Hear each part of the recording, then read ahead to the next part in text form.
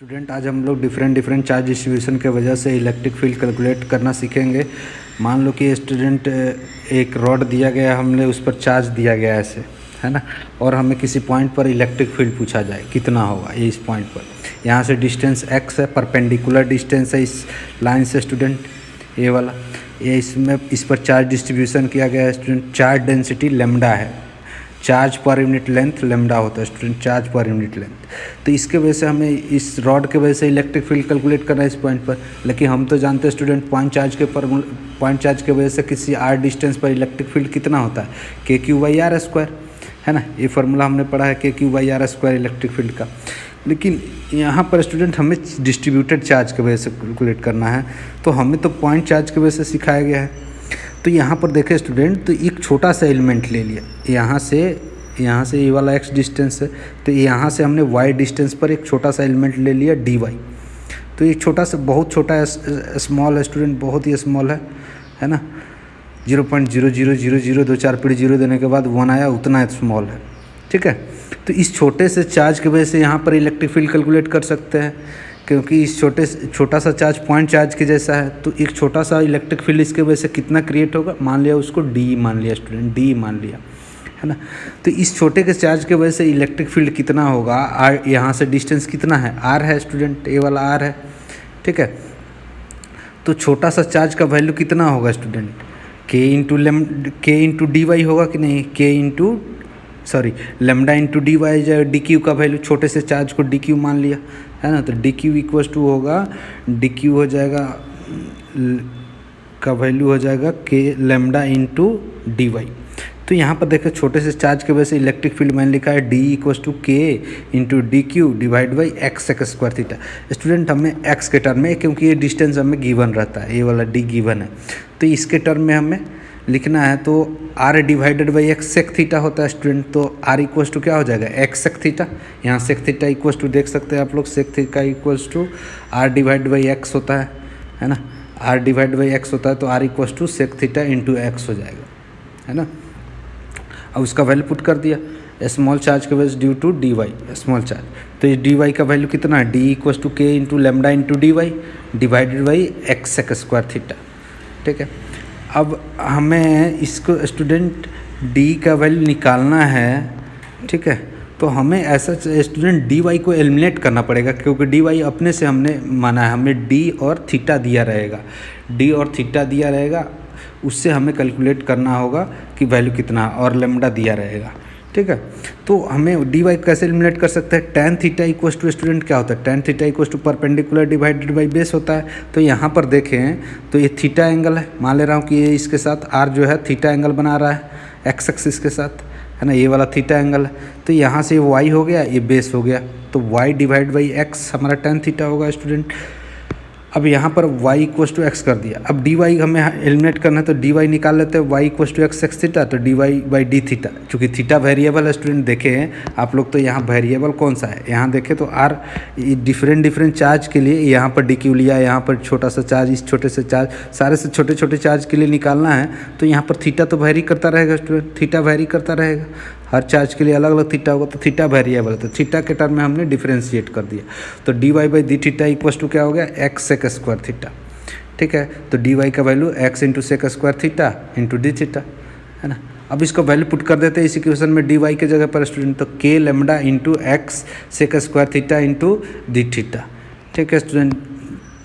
अब यहाँ पर देखें स्टूडेंट, तो ये हमारा वैल्यू आ गया, D का वैल्यू आया, ये D का वैल्यू आया स्टूडेंट, ये हमने D जो आया इसके वजह से इलेक्ट्रिक फील्ड ये कैलकुलेट किया, ये वाला वैल्यू।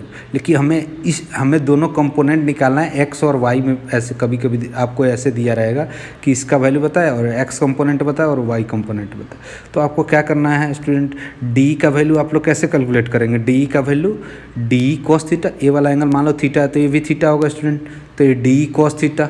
अब इस सबके छोटे चार्ज की वजह से x कंपोनेंट कितना होगा, इसका सम कर दे, और सम करने का तरीका कौन देता है स्टूडेंट, इंटीग्रेशन। तो छोटे से x एलिमेंट कंप्लीट करते हैं, टोटल कितना होगा, total electric field D equals to D cos theta होगा स्टूडेंट। तो तो ई एक्स टोटल जो होगा वो छोटे छोटे चार्ज का एक्स कंपोनेंट कितना होगा, इलेक्ट्रिक छोटे छोटे चार्ज की वजह से इलेक्ट्रिक फील्ड का एक्स कंपोनेंट का सम कर देंगे तो हमारा टोटल वैल्यू निकल जाएगा इलेक्ट्रिक फील्ड का। तो डी कॉस थीटा हो गया, डी कॉस थीटा।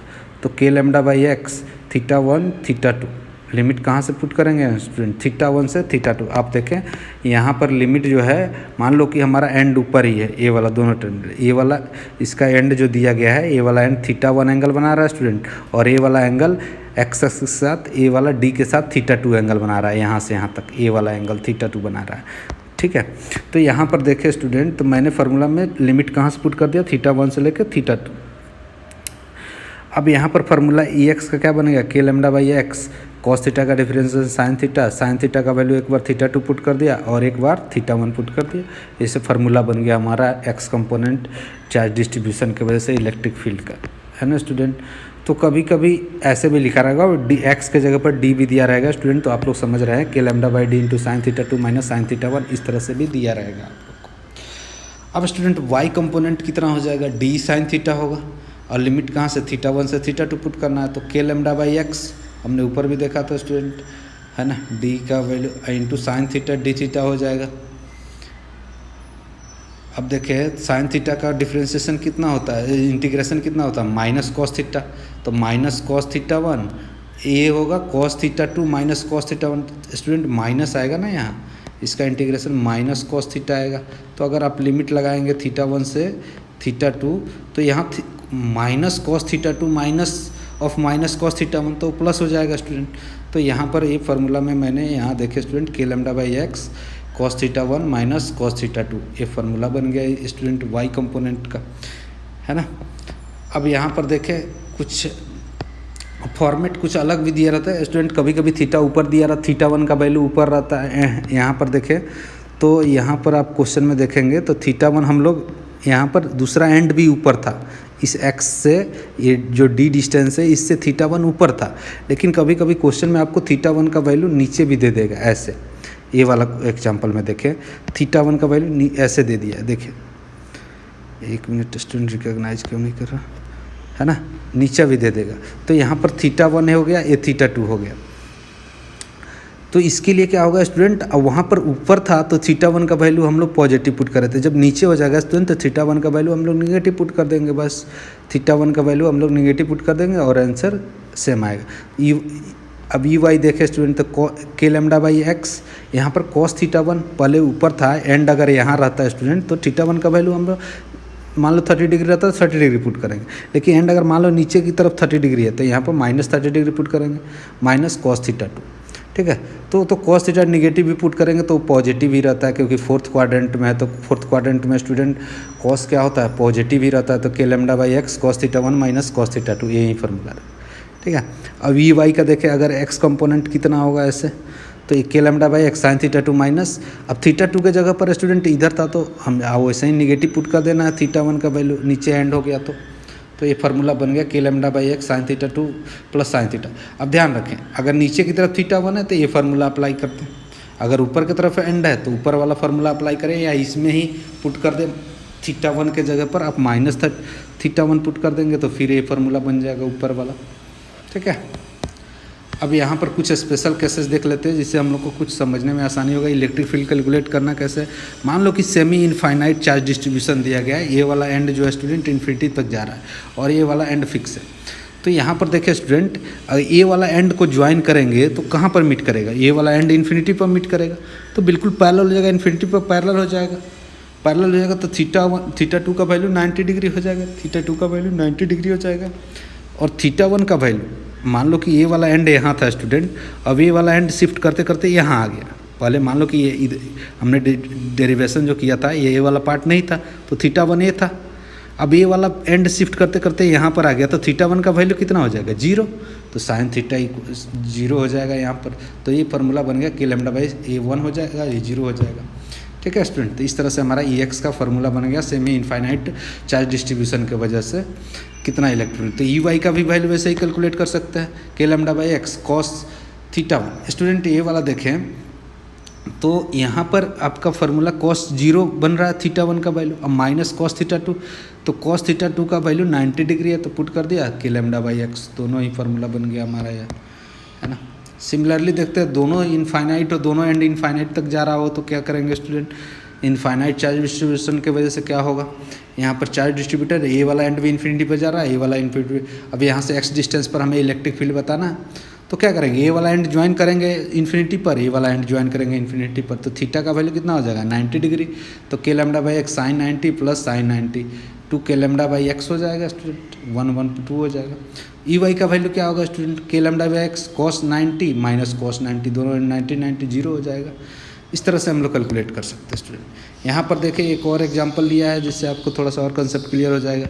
यहाँ पर देखिए स्टूडेंट, तो यहाँ पर थीटा यहाँ पर ऊपर ले लिया है, थीटा ऊपर ले, जो हमने डेरिवेशन किया था वो वाला केस है यहाँ पर, तो k lambda by X cos theta 1 minus cos theta 2, तो आपको simply cos theta 1 30 degree put कर दिया, कॉस 60 डिग्री पुट कर दिया, फार्मूला ये बना और ये हमारा आंसर हो गया। ठीक है, सिंपल सा है।